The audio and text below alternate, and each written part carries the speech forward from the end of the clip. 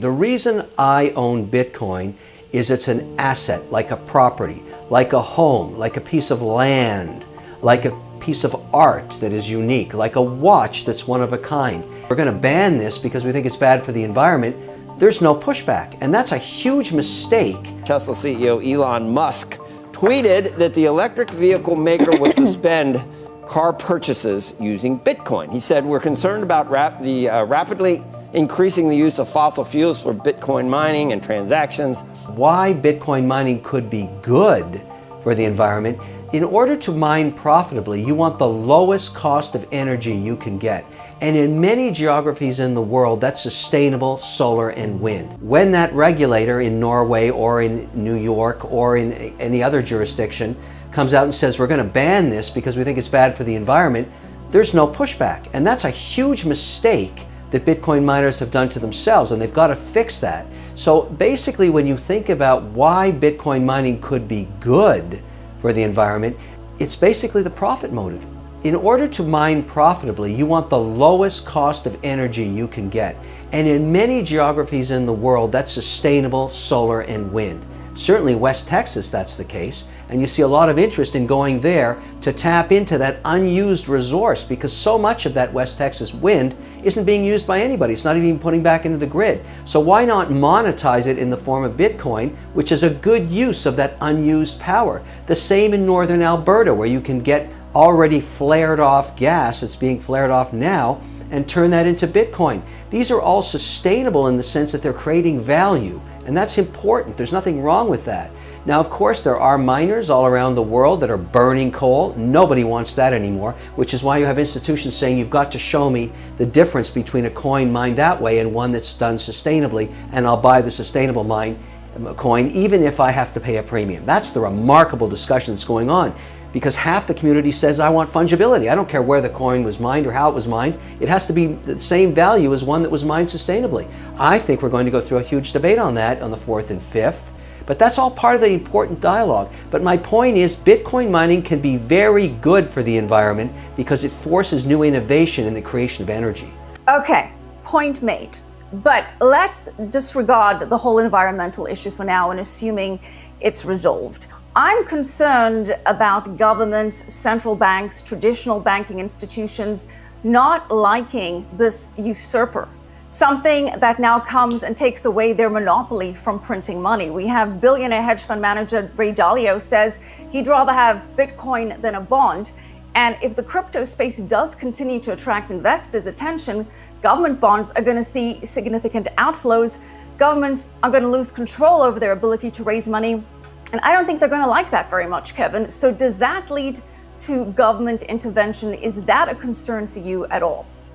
Government intervention and the regulatory environment is always on the top of mind for me, because I have so many investments in financial services companies that I really care that we never in any situation go afoul of the regulator. That is a very bad waste of energy in terms of doing that to yourself. So compliance is my #1 cost in all of my financial services investments. And I've learned to live with that, and I respect it, and I understand how valuable that is to be compliant versus not being compliant. So when we think ahead of where crypto is going to go, let's think of two paths.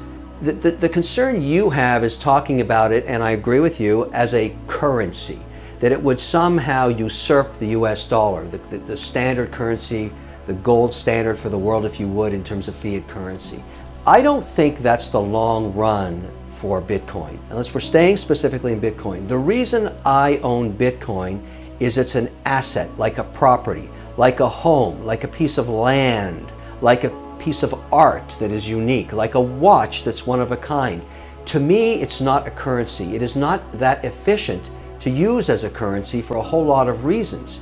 But as an asset, like an acre of land in a desirable geography, to me, that's what it is. When I buy my coin, I have no intention of selling it. I am going for the long run to see if it appreciates more than other hard assets, because it is a unique asset in that respect. So I'm not as worried about Bitcoin specifically actually being competitive with governments. I think they will come to the conclusion that it is an asset, a hard asset, a digital asset, and it's desirable for people that have a long-term view and want to allocate, in my case, 3 to 5% weighting in that asset, just like I do real estate or just like I do gold. There's no difference. I still have a 5% weighting in gold, in bullion, and in ETFs, and I look at Bitcoin the same way. So yes, you could be concerned, but it is such an so inefficient as a currency, there's probably going to be something that works better. Now, whether that's tied to the chain or Ethereum ends up being that, or whether there's an actual US token, as we already have, stable coins, there's many other solutions to this problem, but Bitcoin's unique. It is what institutions want as a property, as an asset, and that's why I think it's going to remain that coveted. Before we continue, help us by smashing that YouTube like button and subscribe now to this channel. This shows the algorithm that you value the information, and it helps us spread this message. Sharing is caring. Please like and subscribe now. Thank you. And now, let's continue. So if it does remain a coveted asset as a store of value, where do you think the price of Bitcoin can go in the next 5 years? I'm very bullish. How bullish? I'll tell you why I'm bullish. It goes back to your original question. It's a full circle. You asked about sustainability and the interest of institutions. I talk to institutions every day. They are not going to buy Bitcoin until this ESG issue is resolved, period. There's no flexibility. They have no choice. They've already decided that they're going to stay within the covenants of their ESG committees. I believe the industry hears them. You know, just 2 months ago when miners were trying to raise capital in public markets, it was very easy to do so. That is not the case today. It has really become much more difficult because every institution that's approached to fund a new mining operation, regardless of the geography, is asking the same questions about sustainability, around compliance, around ethics. And so we're going to have this period, this pause, the pause that refreshes perhaps while we work this out. Some solutions being discussed, and indeed I'm funding some of these right now, is the idea of putting a wrapper on a coin that identifies it as a sustainably mined green coin. Now, there's a huge debate going on about that because it takes away the fungibility of a coin that was number one Bitcoin that was ever mined, was probably not done in a sustainable way. But if this solves the problem for the next 2.5 million coins, and think about this, there are many miners that have kept their original coins on their balance sheets since day one that have never sold them and simply lend them out to get fiat to pay their expenses. Those coins were mined sustainably. They could also win that wrapper. And so I want to be one of the people investing in the technology that provides wrappers for my coins to prove that they were mined sustainably and that the institutions that I partner with to actually fund my mining operations and my expansion into more mining operations are doing so within the covenants of their ESG committees. And that includes sovereign funds. This dialogue is going on today, and there's at least 2 groups I know of, I'm involved in one of them, that is actually funding the development of these green wrappers. And so look, I'm happy to have the debate with anybody, but it's a solution that really works. So what if you pay a small premium that offsets the carbon that you created making a coin? Particularly if you're doing it on a sustainable basis, you're not going to pay a lot for that, and yet you'll have what is so coveted by institutions, a green coin. So, Kevin, if the stars align and all of these issues are successfully addressed, what do you see as the target price for Bitcoin in, say, 5 years' time or even 2 years' time? I'm trying to get to you to say a number for me here. I think it will beat the equity indexes. That's what I think. Now, you know, in a long period of time, 7 to 8% for equity indexes. I think this asset class will outperform over the next 10, 15 years. I invest for the long term. I have made my decision currently at a 3% weighting in Bitcoin. I've done that because I believe it will outperform the indices over the next 10 years. Now, the only reason you would do that is you're going to make a similar decision. I tell every institution that calls me about this, look, it's a binary decision. The first decision is, are you going to hold Bitcoin? Yes or no? Second decision, if it's yes, follow that decision tree. It goes to what weighting would you actually put in Bitcoin in today's dollar value? Now, if most institutions have a 5 to 10% weighting in gold, and they have for decades. Gold was not mined sustainably. It's one of the most polluted things you can do to the earth. And yet they ignored those issues when they took the bullion out of the ground. Now that bullion exists around the world and it's a coveted asset, no different than a digital asset in my view, but they've got a 5% weighting on average.